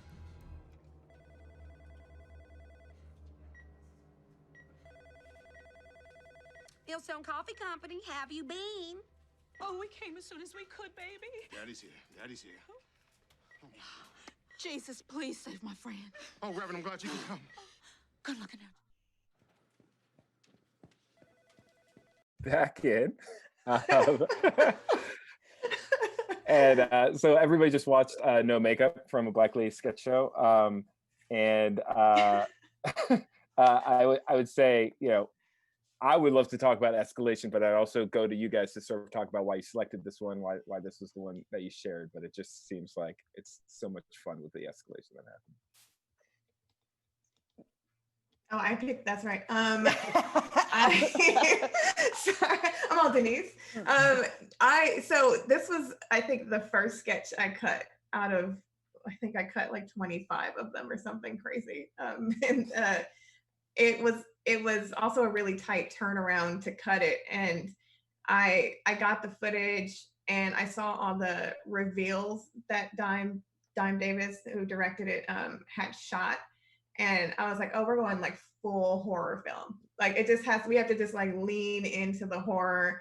I asked my assistant Lalit to like start pulling all the like stings and like creepy like blood splatters and just everything. And I was like, I think what will be funny is the way this sounds. I think that's what I thought. I was like, this is, the half dead makeup, the, hospital gown, the Robin's acting, Gabrielle's acting was all like giving me what I needed to make it funny. But I was like, what's really gonna make this hilarious is it's kind of up to me at this point, because I was like, there's so many cool reveals that happen, and I wanted to hit each one with a sound effect so that every time that sound effect came back, you laughed at it, because it was that level of ridiculous. And the dialogue was great and funny, and I thought it was really good, but it was mostly just about hitting those reveals and making sure they were emphasized so that we knew like that was the joke. Like it was going to escalate. Every time you see Robin again, she's going to look worse, to the point where she dies. And it's just, I was like, yeah, it was like, this is probably, it was the most like, I think difficult up top, because it was the first one I cut, but it was like, and it was also like the most involved. I had to like basically create this short film, horror comedy, and very quickly. And I'm actually pretty proud of it. So I thought I would show that. You should be. It's one of my favorites. I mean, I think, it's interesting to imagine, receiving that footage and sort of recognizing that, like, again, on the page that you can write an escalation all the way to whatever, and it, like, you can imagine it working. In person, you sort of produce it, but without the sound effects, without the sculpting that needs to happen, it sort of doesn't hit at all, right? It's just kind of like people doing more and more ridiculous things or creating more and more ridiculous images, but how do you kind of bring it all together? So it sounds like the stings and the music, and this I feel like is the first clip that we're looking at that is really kind of utilizing music in that way, kind of becomes like a glue in that. So I mean, if you could talk just a little bit about your kind of relationship with music, because I think music is this like incredibly helpful thing, but also like kind of, I mean, to bring back my dangerous adjective, but you always want to like make sure you're using music, but not too much, right? Because it's a way of also showing a hand of how you're emotionally affecting folks. Right. So how do you play with those levels? I always try to, like, the music to me has to be an aid to the scene, but it shouldn't be the scene, in sketch, it's a little bit different because, like I said, I knew I was gonna lean so far into horror that the music was going to be a character itself. The music was going to also be a part of what's funny. And so it was about picking the right type of music that set a tone once things went absolutely wrong. Because at first it's just, it's an office scene and she's always late, and it's the music that really signals that things are changing, that something is different, something's awry. And then so it was about finding those right cues that made you feel like you were in a different space than what we started. And then just pulling sound effects to emphasize things. And I thought, I think I used 2 or 3 different cues in the whole sketch. And I'm a very musical editor, so I'll do a lot of music editing myself. And because I was like, I know I wanted to do this and go up here and then come back down and then go up here again and then move here. And so I think I used about like 3 different cues and tried to make them all sound the same, but sound like they were rising and getting crazier and getting crazier. And then I don't think it's in the clip, but then there's a next day moment where supposedly Robin's dead, and her friend has gone to her funeral, and the music is completely different. It feels different, and then there's a twist at the end, and then that music comes back. So I knew I just kind of knew that I knew the music was going to inform the tone more than anything in this sketch versus some of the other ones that I had done. Yeah, and I guess what you're saying is that it's sort of giving us a tone, but you're also creating kind of a cue and a memory, right, for us. So that basically you've kind of created so a motif comes back, that you're like, which is great. Cool. So let's look at our next, which I think is our last clip to look at, which is also from a Black Lake sketch show, Bad Bitch Support Group, and we'll talk about that after. Every morning, I wake up 1 hour early to put on my Fenty highlighter before my man wakes up. I'm exhausted, but I can't let Bae see me with my bare face, you know? I've never been bare-faced in front of a man. I'm afraid all the airplanes I say wouldn't know what to do with a woman who takes her cheekbones off every night. Consider this. Do they even appreciate that you put them on in the first place? Moreover, is a partner who doesn't appreciate the cheek work deserving of the cheek twerk? Never thought about that. That's good. Sydney, just sleep in. Your face got this. The baddest I feel is when my man worships at the temple of my natural flat face. I wish I could have a flat face all the time. Girl, what? Tina, let Maya finish. Now, what's going on under that lace front of yours? Well, sometimes I wish I was not a bad bitch all the time. Like, sometimes I wish I was just an okay bitch. We don't use that type of language up in here, bitch. It's just a lot of pressure. Like, I want to wear normal house slippers, not 3-inch heel house shoes. Stop whining. Listen, being a bad bitch is an honor. We didn't choose this life. This life chose us. Sometimes I just want to sit down for 5 minutes without wearing a waist trainer. Oh, this hoe trying to take deep breaths? Yes! Breathe when you die, honey, okay? Bitches, please. Every morning, I wake up. So we are back in. I'm realizing that between these two sketches, kind of no makeup is like a theme, but that is not the truth of every sketch from a Black Lady sketch show. So that is a coincidence that just happened to happen with this curation. But if you could talk, I mean, all I want to talk about is like, how do you produce and like invite Angela Bassett to set? And, you know, how do you manage that? And does everybody just act cool and then suddenly everybody's not being funny because everybody wants to be cool? And but I'd love to hear why you selected it, to share it with us. It's pretty much. Daysha, you selected that one. Oh yeah, I thought you were going to talk about producing Angela Bassett. I was excited. No, I couldn't muster up the words on set. I was very like, we have to be on our good behavior. So with the exception of asking for a wide shot, but we won't go there. No, that's not. I actually went to set for this one. I was there for like a half an hour, and I got to see, I was in Video Village and I saw Laverne Cox's coverage. That's what I was there for. And there was a moment where she said, "Breathe when you die." And I just like lost it.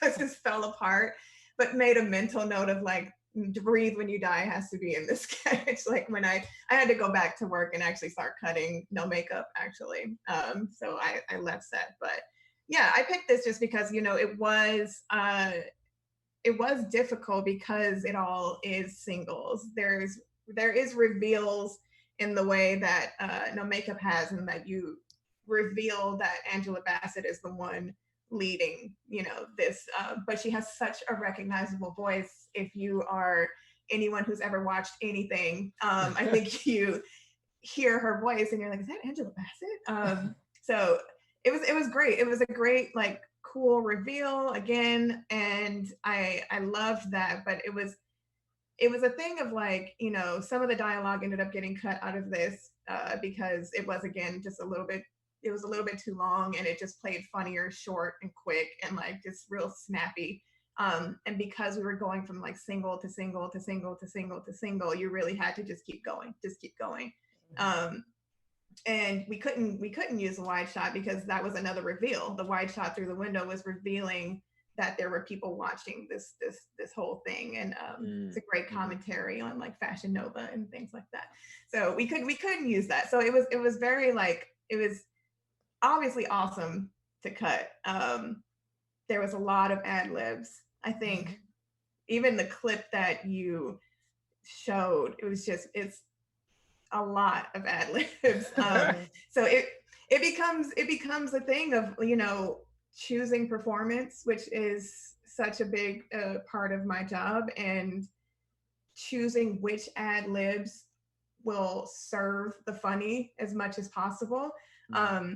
Laverne Cox kept making these like crazy noises when in her reactions to everything. She sounded like a zoo animal, and I just had like a bin of Laverne Cox noises at one point, and I was like, so whenever I need, because the other thing about it was it's not a sketch that's going to be musically driven, right? So there's music at the top, it cuts out, and then it's just about the dialogues, the pacing, the cut. And so I needed to fill that space with sound. I needed to keep it interesting and keep it like upbeat with sound, and so I added like their nails clicking, because I noticed everyone was wearing like these really long acrylic nails. And I actually had my assistant, I sent her like a YouTube link, and I was like, you see this girl who's doing all these things, click, click, click, click, click, click, give me more clicks, give me more click, click, click, click, click, click. And she like sent me a whole bin full of nail clicks, and I like scattered them throughout the entire thing. So it was like nail clicks, Laverne Cox's crazy noises, Gabrielle's like squeaky voice. Like it was like, what can we like heighten so that there's no like dead space in this, because we are just watching single shots of people and their reactions. And then, I think at one point you just do a lot. I was like, there's so many reactions, and then you pull back. Okay, do we actually need this one here? Do we actually need this one here? Do we need this ad lib here? Is this one funnier? It's just, I think me, Robin, and Lauren Ashley Smith spent a lot of time going through that sketch in particular, going, okay, we have all these really funny ad libs, so at what point is it not funny anymore? Mm-hmm. And again, it's just brevity. I think one of my favorite characters on Insecure is Kelly, and I think it's because of the brevity of Kelly. Like, I know everyone wants so much Kelly, and I'm like, no, like, she's so funny because she's there and then she's not, like, like that to me. And so I think that those things in this sketch in particular were really important, because there's so many things you can miss because they happen so very quickly. But yeah, that sketch was interesting to cut. And I think most of what you see is like an ad lib or just like a funny thing that someone did that I just like threw in real quick, and was like, I hope this is funny to everyone because it's funny to me. And I would just like to add, I hope this shows everyone who's watching just how brilliant Daysha is as an editor, because the Black Lady Sketch Show is unlike any show in that it is, think of it as like there's like 45 short films essentially that had to be cut, like every single one. Actually every single one except for Dr. Harissa, which was who? Whatever.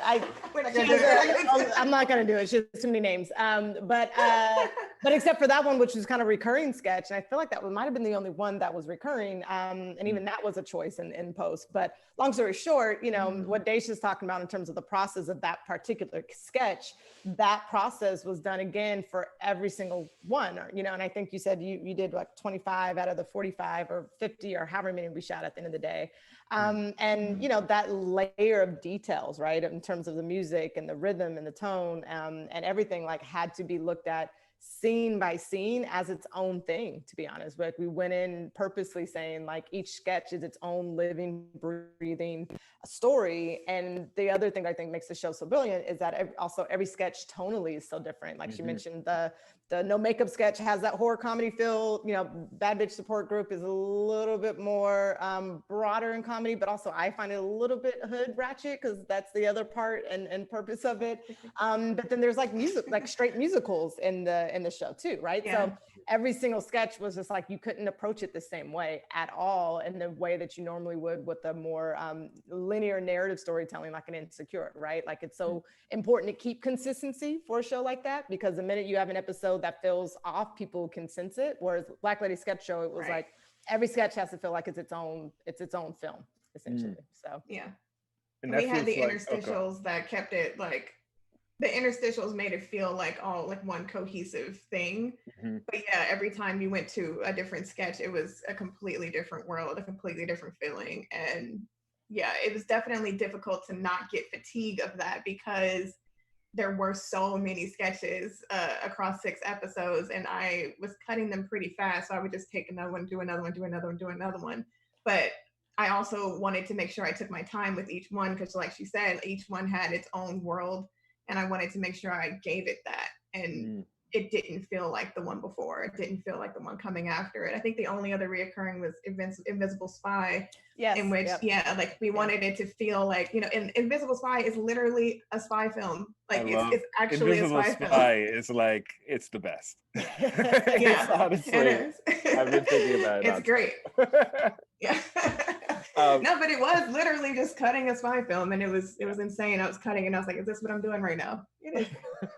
Well, and that kind of like connects to where we started, where we're sort of talking about comedy, but kind of by way of sketch. Suddenly, you have all their challenges, but also I imagine it's really exciting as an editor to basically now I have to make every genre, right? It's like now you're kind of throwing formats and approaches to storytelling at me. It's just like, what did they think of? Okay, we're doing a spy movie, we're doing a horror film, we're doing this, and in each one there are different rhythms and ways in which those things move. And so even though they're 1 to 2 minutes, you're constantly positioned to say, okay, well, how does that type of a thing, like you're mapping it in some ways, but then of course you're trying to make sure it's funny, which is a different element that might not be inherent to the thing to what it's mapped to.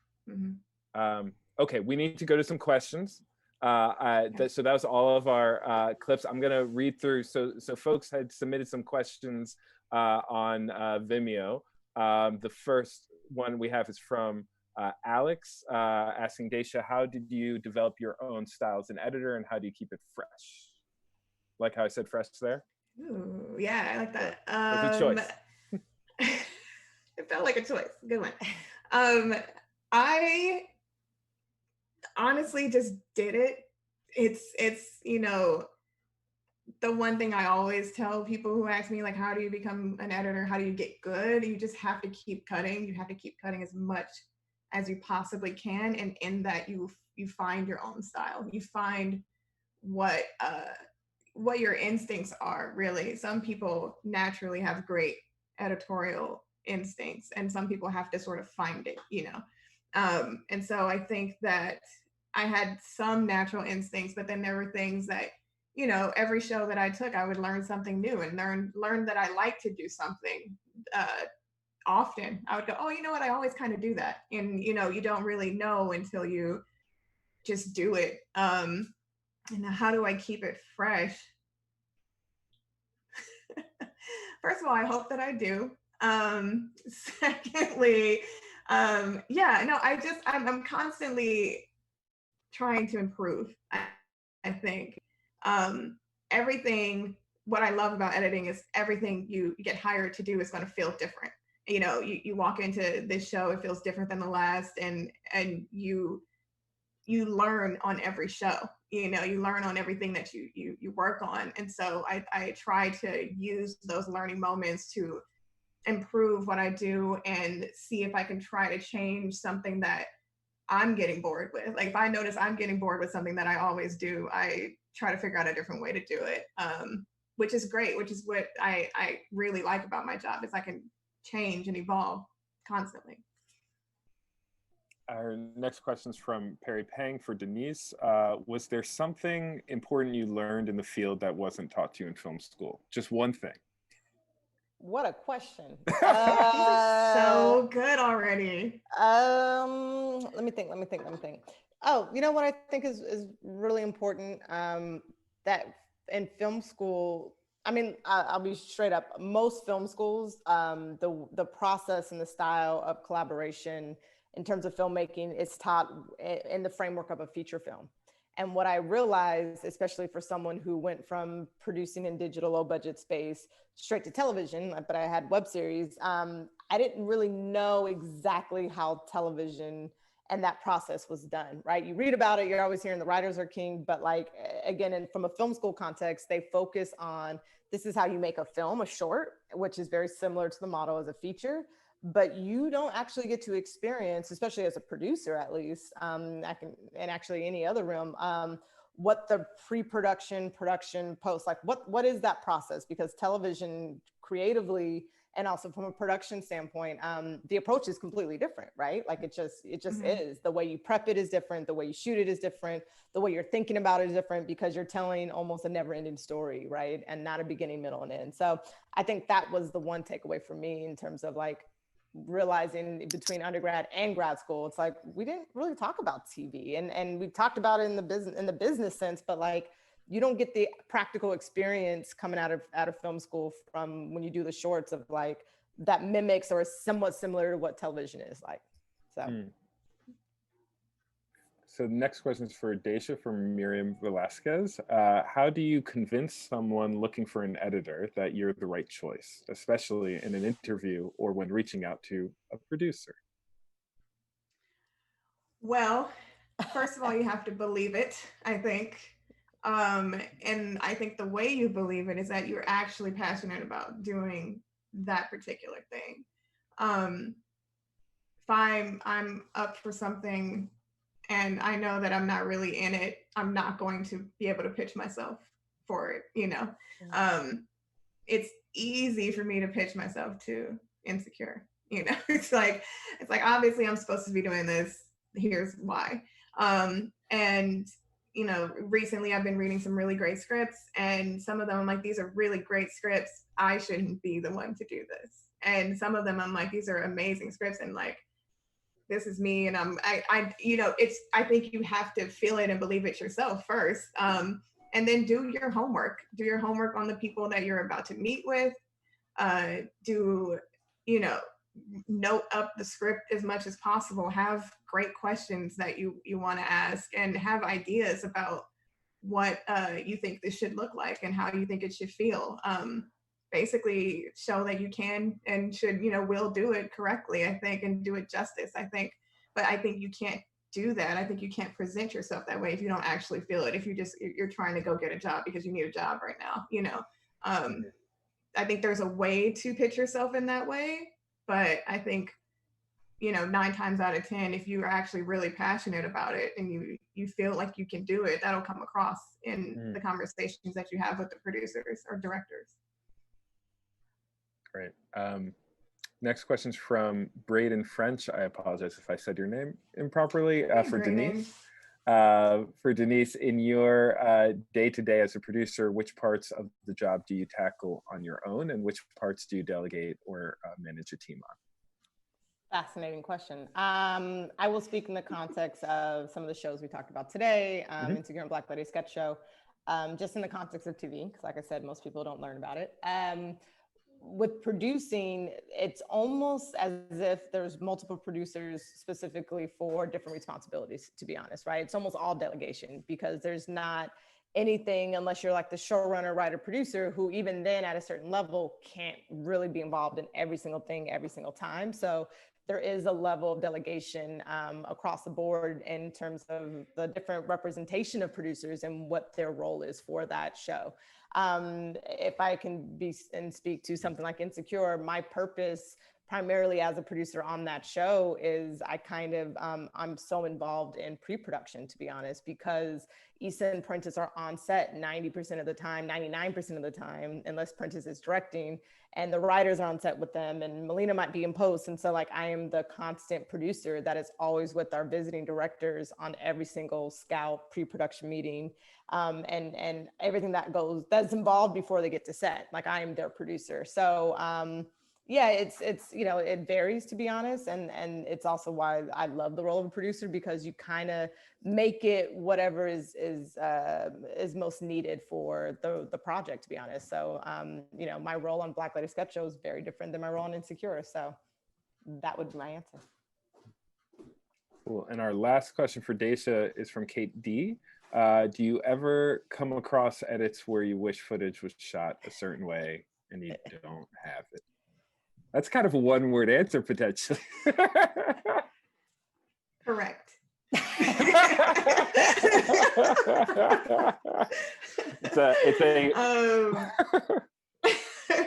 it happens. Look, it happens. There's a myriad of reasons why it happens. And at that point, it's like I said earlier, I think, you know, sometimes your limitations will bring the creativity out of you, and you just have to figure out how to make things work. Like, the idea at the end of the day is, you know, whether or not all of the coverage you desired and think would work was actually acquired, you still have to make the scene work. You still have to figure it out. So And a lot of times, like it does make me get more creative and find different ways to tell the story that maybe I didn't think about before. It's like, no, if I only have this, wouldn't it be interesting if we did it this way? You know, so yes, it happens. Amazing. Okay, well, thank you guys so much for everything. So we have we've talked about the clips, we've answered all the questions. I want to, share my appreciation for you guys spending all this time with us and for sharing your craft with us. And I also want to, I guess, kind of call back where we started off today, which was really talking about your guys' kind of working relationship and how that developed and how that provided opportunities. And sometimes it just really seems impossible to find your way into things. So I guess from a philosophical standpoint, just like, hopefully people watching kind of understand to lead with that. And that's kind of how we make this industry better. But I also appreciate you guys sharing your personal story and sharing that with everyone so that they have a reference point and know to just keep at it, because you find your way in, and if you treat everybody else well, people will treat you well. So thank you so much for being here. I really appreciate it. So true. Thank you for having me, Sean. Thank you for being such a wonderful moderator. And Daysha, good to see you. Yeah, Sean, you were great. It's great to see you. Thanks, guys. No, thank you, everybody. Bye. Yeah, thanks, bye. And hold on. I forgot to put on my light. Thank you guys so much. I was just in the dark there for a second. That was a great conversation. I was listening in, in the darkness, of course. It was really terrific. And, I should share with you what you did. You got the questions of which you couldn't, unfortunately, we can't get to all, but there were so many great comments, shout outs, praise, laughing at the clips. So, I wanted to share that with you guys too. People were cracking up some of that material and really enjoying themselves. So thanks again for your time, your generosity, and a great panel. I'm going to close by saying our next event is October 14th. We're going to do a Sight, Sound, and Story on the art of sound design. So stay tuned for more information on that. Sean, Daysha, and Deniese, thanks again for for your time, for a great conversation, and being part of Sight, Sound, and Story 2020 live, remote, the COVID version. Everybody real soon. I love it. Well, thank you guys.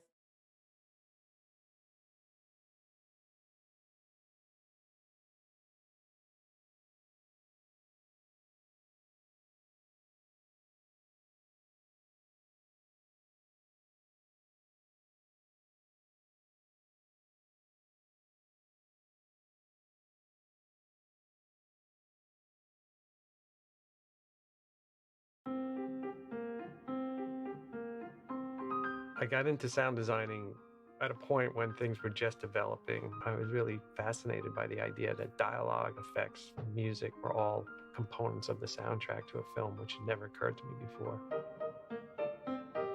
My friends and I would make little videos in our backyards, imitations of Indiana Jones and Star Wars. And, eventually that need to tell stories became more of a technical interest and an interest in the art. I think what attracted me to color correction was the fact that we were like the next stage of cinematography. And the creative side was huge, trying to understand what was wrong with an image, how to balance it, trying to understand how to let the tools do what you want them to do. To me, what's exciting is using cinema in its full potential, which is rhythm and sound design and music. Our job is to set up expectations and then deliver on them. What gets me excited is coming up with sound ideas that do match picture, but also is not just the equivalent of what you're seeing on screen. Where else can the technology go? What else can we do? I'm very interested in trying to mold the image and create the best look possible, and whatever tools are out there, you want to try and latch onto them. I'm Brian Cates, and this is my course in film editing. I'm Eric Whipp, and this is my course on color correction. I'm Eugene Garrity, and this is my course on sound design.